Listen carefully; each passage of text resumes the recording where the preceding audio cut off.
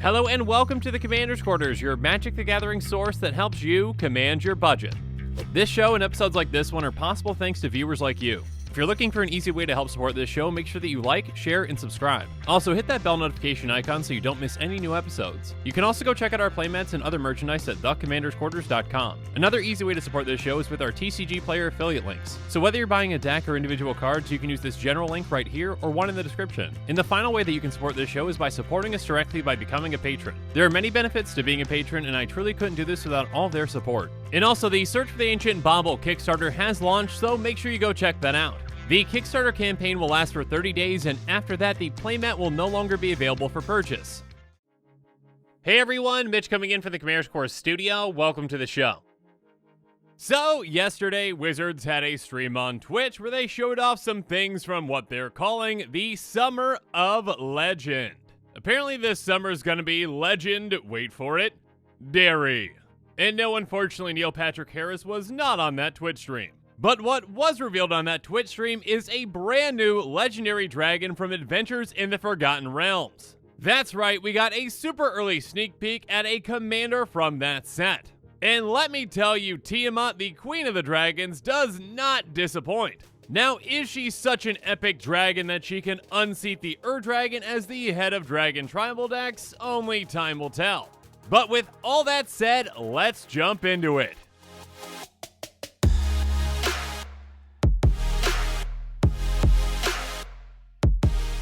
So, Tiamat is a 7/7 flying dragon god for 2 and Wooburg. Or in other words, 2 white, blue, black, red, green. When she enters the battlefield, if you cast it, search your library for up to 5 dragon cards not named Tiamat that each have different names, reveal them, put them in your hand, then shuffle. So, yeah, that's an incredibly powerful effect. A 7/7 flyer is nice, but a 7/7 flyer that tutors you up any 5 dragons to your hand is incredible. There are plenty of incredibly powerful dragons out there, and Tiamat gives you access to all of them because it's a 5-color commander. Just casting this once can allow you to set up to basically take over and end the game. Now, of course, Tiamat is going to be fantastic in the 99 of any Dragon Tribal deck that can include her. But we'll talk more on that later. So, assuming Tiamat is your commander and you just cast her and her ETB triggers, what 5 dragons are you going to get?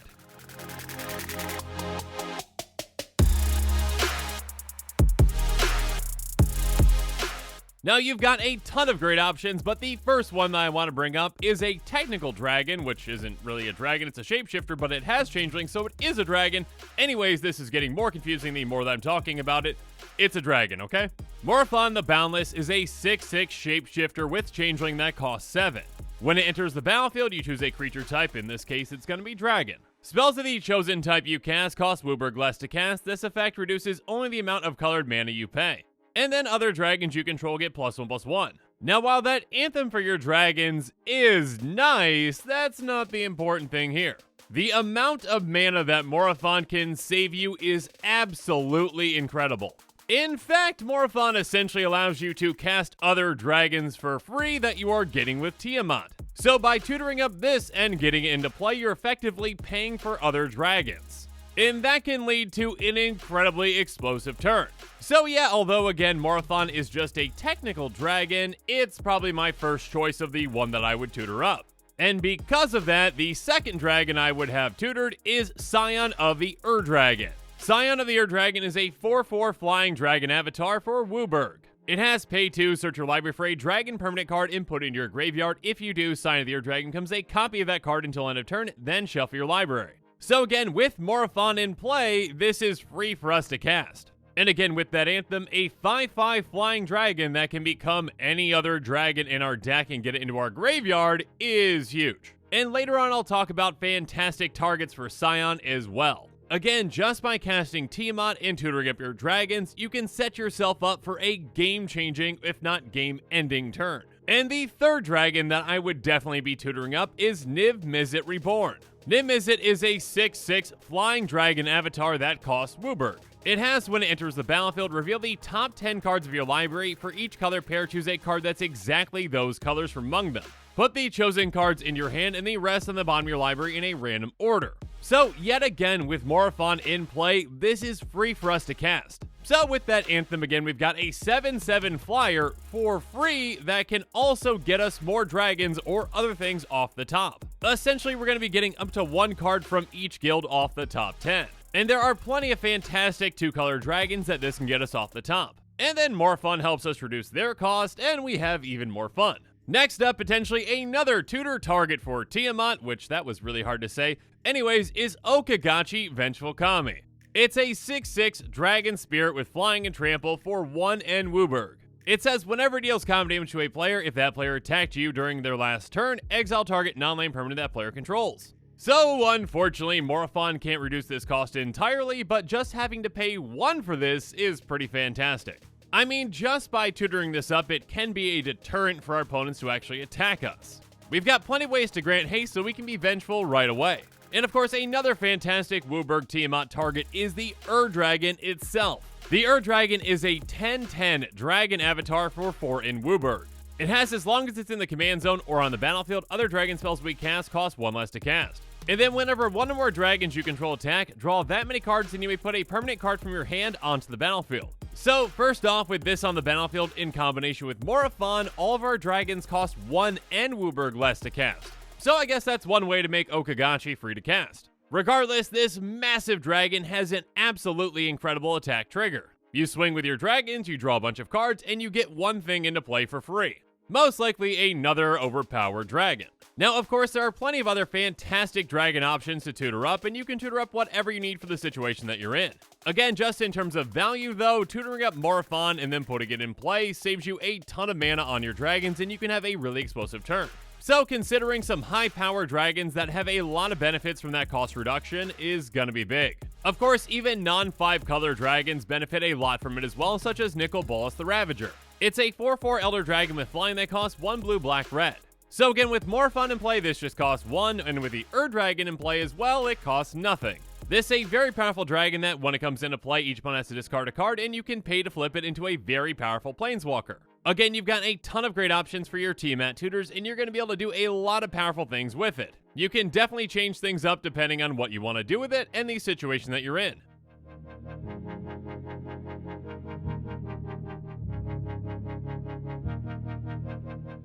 So let's talk about some other fantastic options to consider that benefit a little bit from Morophon, but not as much as the previous ones, and let's start off with Dragon Lord Call Again. It's a 6/5 Elder Dragon with flying and haste that costs 4 black, red.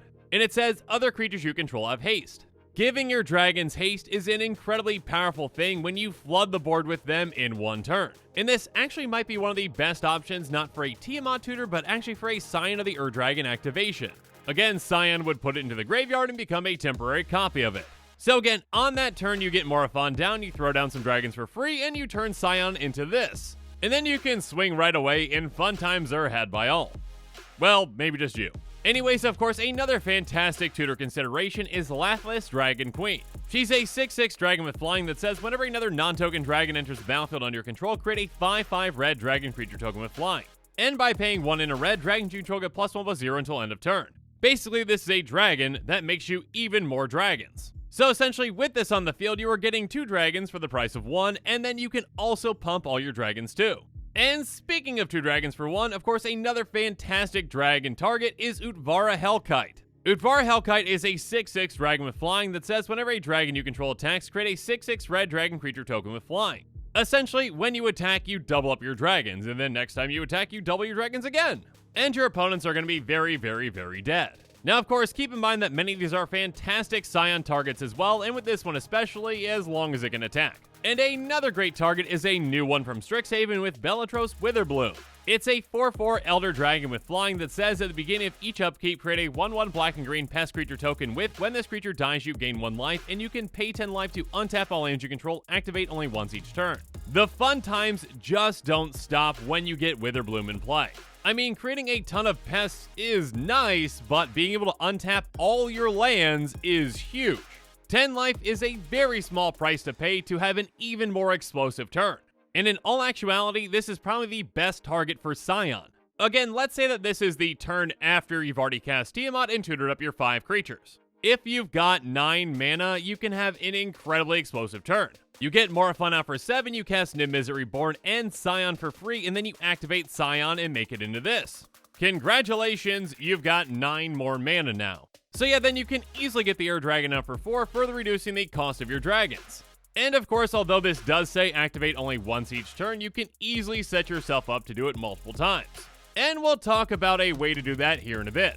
But another way to generate more mana is with something like Savage Vent Maul. It's a 4/4 flyer, and whenever it attacks, you add red, red, red, green, green, green, and until end of turn, you don't lose this mana as steps and phases end. So yeah, a repeatable 6 mana generator on attack is pretty fantastic. But so is dishing out an absurd amount of damage with something like Terror of the Peaks. It's a 5/4 flying that says spells your opponents cast that target Terror of the Peaks cost additional 3 life to cast. But the important part is, whenever another creature enters the battlefield under your control, Terror of the Peaks deals damage equal to that creature's power to any target. And again, you've got plenty of high-powered dragons that you're going to be getting into play. It's essentially a Warstorm Surge dragon that's going to wreck your opponents. And speaking of wrecking your opponents, there's Scourge of Valkis. It says whenever it or another dragon enters the battlefield under your control, it deals X damage to our creature or player, where X is the number of dragons you control. So whereas Terror of the Peaks cares about the power of an individual dragon, this one cares about all of your dragons in play. And again, with them working together, your opponents aren't going to last very long.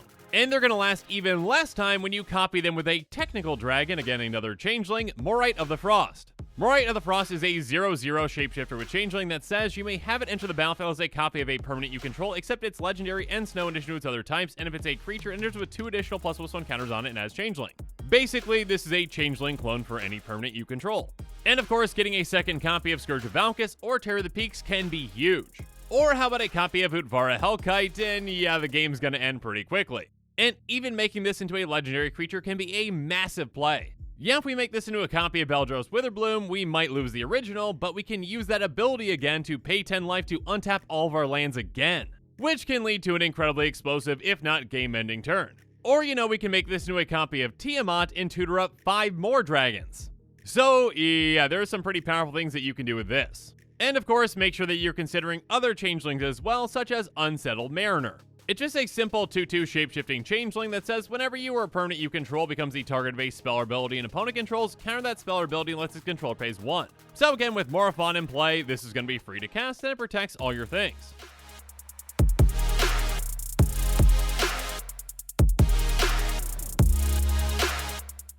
But now let's jump into some non-dragon cards to consider for a Tiamat deck, and let's start off with Panharmonicon. It says if an artifact or creature entering the battlefield causes a triggered ability of a permanent you control to trigger, that ability triggers additional time. Basically, this doubles up all of your ETBs. So now with Tiamat, instead of searching for 5 dragons, you're searching for 10. And of course, it's going to double up any of your other ETBs, so have fun with Terror of the Peaks and Scourge of Valkis. And another way to really take advantage of your commander's ETBs with Cloudstone Curio. It says whenever a non-artifact permanent comes into play under your control, you may return another permanent you control that shares a permanent type with it to its owner's hand. This is absolutely absurd in a Tiamat deck. Again, with that Morphon setup that we talked about, you get Morphon in play and it reduces the cost of some of your dragons to 0. So you can essentially just keep bouncing them back to your hand and getting their ETBs over and over again. So you cast Niv-Mizzet, getting its ETB and getting things off the top. Then you cast Scion for free and you get Niv-Mizzet back to your hand. Then you cast Niv-Mizzet again, getting its ETB and getting Scion back to your hand. And you do this essentially as many times as you need to get every single 2-color card in your deck into your hand. And of course, you can also continuously bounce Tiamat back to your hand and recast her for just 2 mana to tutor up 5 more dragons. Or I guess I should say 2 mana unless you've got Ur-Dragon in play, and then it's just 1. Yeah, things are going to get out of control pretty quickly with this. And even quicker if you've got Fist of Suns or Joda Archmage Eternal in play. They both have, you may pay Wooburg rather than pay the mana cost for spells you cast. So yeah, again, in combination with Morphon, essentially you're just casting any dragon for free.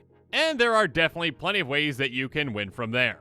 So again, Tiamat gives you the ability to set yourself up in an incredible way.